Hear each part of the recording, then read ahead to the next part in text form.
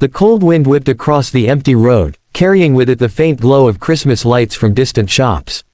A man in an expensive suit stood alone beside his stalled black car, the hood open, steam rising into the night.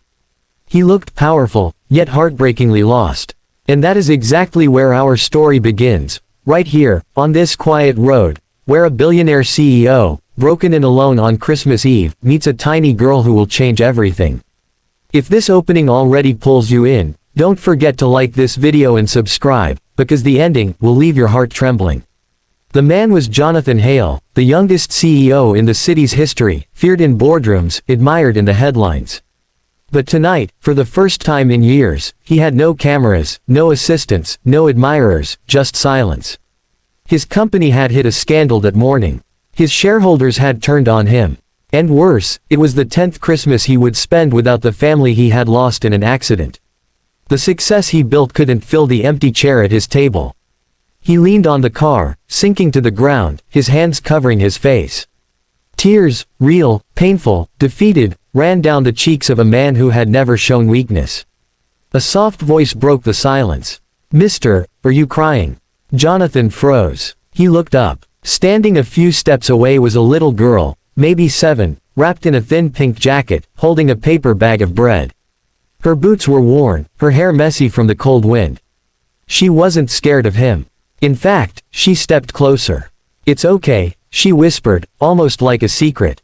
"My mommy says even strong people get sad." Jonathan tried to wipe his face. "I'm fine," he muttered. "You should go home. It's late." The girl shook her head. "I live just over there." She pointed toward a small food stall across the road where a woman was serving customers. "Mommy is working overtime because it's Christmas Eve and we need money for rent." Jonathan followed her gaze. The woman, maybe in her early 30s, was smiling kindly at customers despite the freezing night. Her hands moved fast, flipping bread on a small stove. She had the gentle, exhausted look of someone who fought life every day but never let the struggle dim her heart. The girl sat down beside Jonathan without invitation, hugging her paper bag. "You know, when I cry, mommy hugs me. And then everything feels less scary." She hesitated, looking at him with wide, sincere eyes. "Do you have someone to hug you, mister?" That simple question stabbed straight through him. "No," he whispered. "Not anymore." The girl studied his face, then said something so innocent yet powerful that Jonathan felt his breath stop. "Don't cry, mister, you can borrow my mom." He blinked, stunned. I can't do that."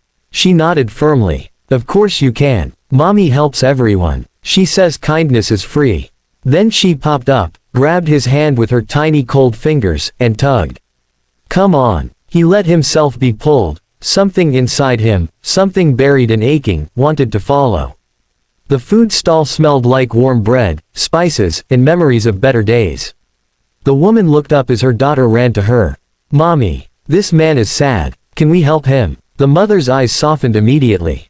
"Of course, sweetheart." Then she turned to Jonathan. "Sir, are you all right?" Jonathan opened his mouth but no words came. For the first time in a decade, someone looked at him not as a CEO, but as a human. "Please," she said gently, "have a seat. It's cold." He sat awkwardly on the tiny plastic stool meant for street customers. She poured him a cup of hot tea. The warmth seeped into his hands like comfort he didn't deserve. The girl leaned against him, smiling proudly as if she had saved the world.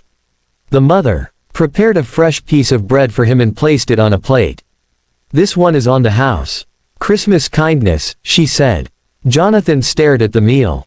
No board meeting, no luxury dinner, no fancy event had ever made him feel this seen. "Thank you," he whispered, his voice breaking again. For hours, he sat with them, laughing lightly at the girl's stories, listening to the mother hum while working, feeling a peace he had forgotten existed. They didn't know he was wealthy. They didn't know he owned skyscrapers. To them, he was just a man needing warmth. As the night grew quieter, Jonathan helped the mother close the stall. She thanked him shyly, clearly not used to such gestures. And then her daughter slipped her hand into Jonathan's once more. "See, mister, you don't have to be alone on Christmas." Jonathan swallowed tightly. "What's your name?" he asked. "Lena," the girl said proudly. "And mommy is Mara." Jonathan memorized those names like treasures. He dropped them home, insisting because the streets were too cold. Their apartment was old, small, but filled with warmth. A tiny makeshift Christmas tree stood in the corner. Before leaving, Lena hugged him suddenly. "Merry Christmas, mister." He lifted his hand and placed it softly on her head. "Merry Christmas." When he returned to his lonely penthouse, he didn't feel lonely. Not anymore. A tiny girl's kindness had cracked open his shield. Over the next days, Jonathan found himself visiting the stall again and again. Helping, talking, smiling. He even repaired their stall secretly through his company. The mother protested at first, but he insisted. Weeks turned into months. And slowly, a man who once felt hollow found himself laughing more, caring more, living more. Mara's kindness, her patience, the gentle calmness of her soul, he began to cherish it. And Lena, oh, Lena was like the daughter he once dreamed of having. One day, during spring, as Lena held both their hands while crossing the street, a stranger might have mistaken them for a family. And Jonathan realized, he wanted that to be true. But he feared ruining what they already had. He feared his past, his wealth, his world would only hurt them. Until one evening, when Mara closed the stall early and said softly, "Jonathan, you've done enough for us." "More than enough. But why do you keep coming back?" His throat tightened. "Because, when I'm with you too, I don't feel empty." Mara's eyes softened with a warmth he had never seen directed at him. And Lena, overhearing, hugged him from behind. "That's because you're not alone anymore, mister." Jonathan knelt to her level. "Lena, you saved me that night." She touched his cheek. "Mommy says saving people is easy. You just have to care." Months later, on the next Christmas Eve, the anniversary of their meeting, Jonathan stood on the same quiet road where his car had once broken down. Only this time, he wasn't crying.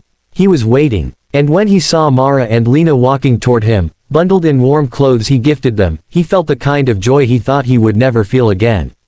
Lena ran to him. "Mister, you came." He lifted her into his arms.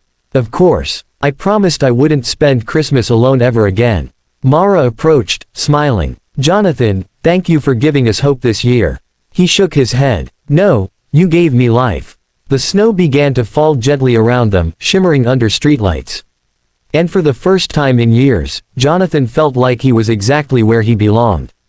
The broken CEO had found a family, not through wealth, not through power, but through a little girl who offered him the simplest, purest gift. "Don't cry, mister, you can borrow my mom."